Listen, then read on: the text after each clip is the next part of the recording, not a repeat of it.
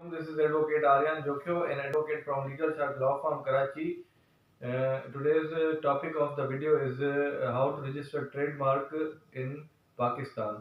आज का जो हमारा वीडियो का टॉपिक है वो है आप ट्रेडमार्क किस तरह से रजिस्टर कर सकते हैं पाकिस्तान में और ट्रेडमार्क होता क्या है और ट्रेडमार्क रजिस्टर किया क्यों जाता है, इसकी ज़रूरत क्यों पड़ती है. So our firm name is Legal Shark Law Firm Karachi. We are situated in DHA Phase 2 extension. You can contact us regarding any of the matter like civil, criminal, family, corruption case, etc. So आपको भी अगर trademark भी register करवाना है तो आप उस सिलसिले में भी हमसे कांटेक्ट कर सकते हैं. We are always here for you. We are here to help. तो आप नीचे दिए गए नंबर्स पे हमसे कंसल्ट कर सकते हैं, हमसे कानूनी रहनुमाई भी हासिल कर सकते हैं और इसके अलावा आप हमसे ऑफिस भी हमारा विजिट कर सकते हैं जो कि सिचुएटेड है DHA Phase 2 एक्सटेंशन में. कंप्लीट एड्रेस में आपको डिस्क्रिप्शन बॉक्स में दे दूंगा.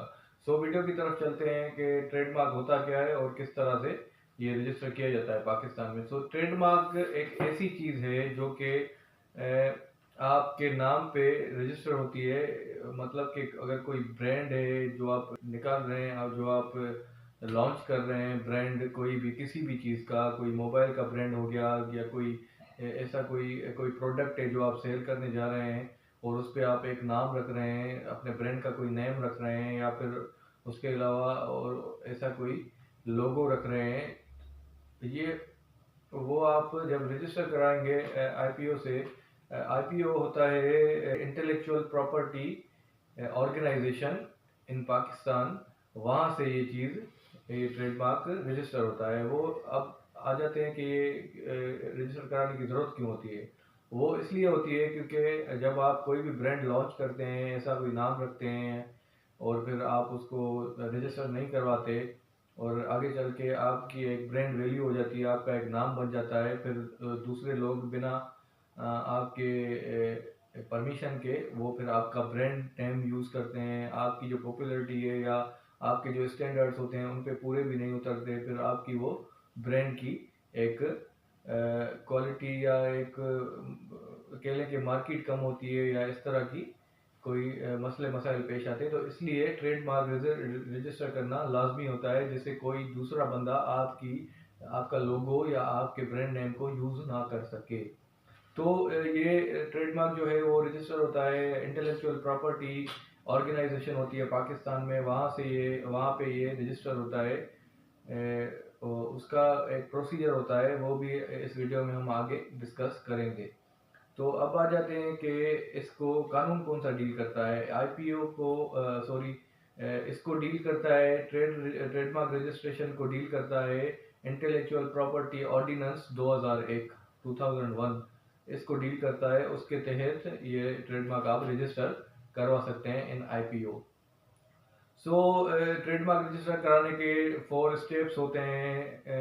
उसमें से नंबर 1 स्टेप होता है कि आपको एक TM फॉर्म होता है. TM का full form trademark form, trademark होता है. और ट्रेडमार्क फॉर्म 1 जो है आप फिल करते हैं और उसके अलावा एक वाइट पेपर लोगो, एक वाइट पेपर पे आप अपना ब्रांड नेम और लोगो जो है वो लिख के वो उसके साथ आप लगा देते हैं. और नंबर 3 पे आ जाते हैं तो कि demand draft to DG IPO जो होता है, DG in favour of DG intellectual property organisation जो है, उसका जो DG होता है उसके फेवर में उनके नाम मतलब आप 3000 का एक डिमांड ड्राफ्ट बनवाते हैं. वो भी उसके साथ आप अटैच करके आप फिर वो सबमिट कर देते हैं इन IPO. और उसके अलावा आपकी ID कार्ड की कॉपी होना भी उसके साथ ज़रूरी है, वो भी आप अटैच करके वो फिर आप उस IPO में आप सबमिट कर देते हैं. उसके बाद फिर 15 दिन के बाद आपको फिर एक ईमेल आ जाती है कि अप्रूवल की, वेदर आपका वो जो ट्रेडमार्क है वो अप्रूव हो गया है या नहीं हुआ. क्योंकि कभी कभी क्या होता है कि ऐसे मसले मसाइल पेश आ जाते हैं कि आप जो ट्रेडमार्क रजिस्टर करवाना चाहते हैं वो ऑलरेडी किसी का होता है पहले, मतलब ब्रांड नेम जो आप रजिस्टर करवाना चाहते हैं वो ऑलरेडी किसी पहले बंदे ने रजिस्टर कराया होता है. तो ज़रूरी नहीं है कि अप्रूव भी हो जाए, कभी कभी रिजेक्ट भी होता है या कभी कभी वो ये ऐसे भी कह देते हैं कि आप मॉडिफाई करके इसको हमें भेज दें. क्योंकि ये ऑलरेडी एग्जिस्ट करता है किसी और के नाम पे। फिर वो 2 महीने का टाइम आपको मिलता है, फिर 2 महीने के अंदर अंदर आप एक उसको मॉडिफाई करके आप फिर तो चेंज वगैरह करके फिर आप सबमिट कर सकते हैं। पर वो तभी होता है अगर कोई आपको ईमेल आए कि आपका अप्रूव नहीं हुआ, नोटिफिकेशन ज़रूरत है। पर वैसे तो अगर अप्रूव हो जाता है तो फिर अप्रूव हो जाता है। तो फिर अप्रूव होने के बाद 2 महीने के बाद आपका एक्सेप्टेंस आ जाता है।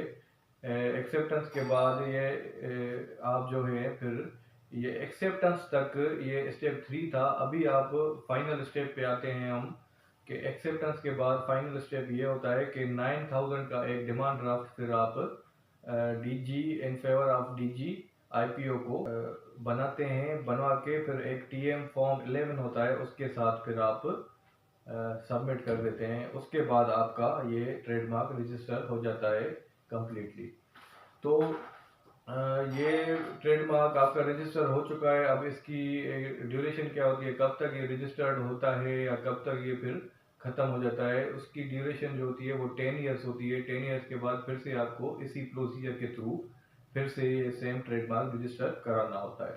तो ये थी आज की हमारी वीडियो, तो जो कि थी ट्रेडमार्क रजिस्ट्रेशन पे। होप सो मैं क्लियरली आपको समझा पाया होगा। अगर ऐसी अगर कोई क्वेश्चंस वगैरह हैं तो आप हम मुझसे कमेंट बॉक्स में पूछ सकते हैं, या वो हमें मेल भी कर सकते हैं legalshark.pk। हमारी वेबसाइट पे आप भी विजिट कर सकते हैं, वहाँ पे भी आप हमसे क्यूरी कर सकते हैं, या नीचे दिए गए नंबर्स पे भी हमसे कांटेक्ट कर सकते हैं, कंसल्ट कर सकते हैं। अगर इस तरह का कोई ट्रेडमार्क आपको रजिस्टर करवाना है, या इस तरह की कोई और जो लीगल प्रॉब्लम्स आप फेस कर रहे हैं, तो आप हमसे कांटेक्ट कर सकते हैं। We have a team of special experience and expert lawyers who deal in different kinds of cases. तो आप हमसे feel free to contact us, feel free to visit our office which is situated as I told you earlier in DHA phase 2 extension। तो आप office भी हमारा visit कर सकते हैं। उसके साथ साथ आप हमें कांटेक्ट भी कर सकते हैं ऑन व्हाट्सएप, और आप हमारा वेबसाइट भी विजिट कर सकते हैं जो कि है legalshark.pk। तो आज के लिए इस वीडियो में इतना ही। इंशाल्लाह फिर नेक्स्ट वीडियो में मिलेंगे, और नेक्स्ट वीडियो में एक इम्पोर्टेंट टॉपिक और इंटरेस्टिंग टॉपिक के साथ आपकी खिदमत में मौजूद होंगे। तब तक के लिए शुक्रिया।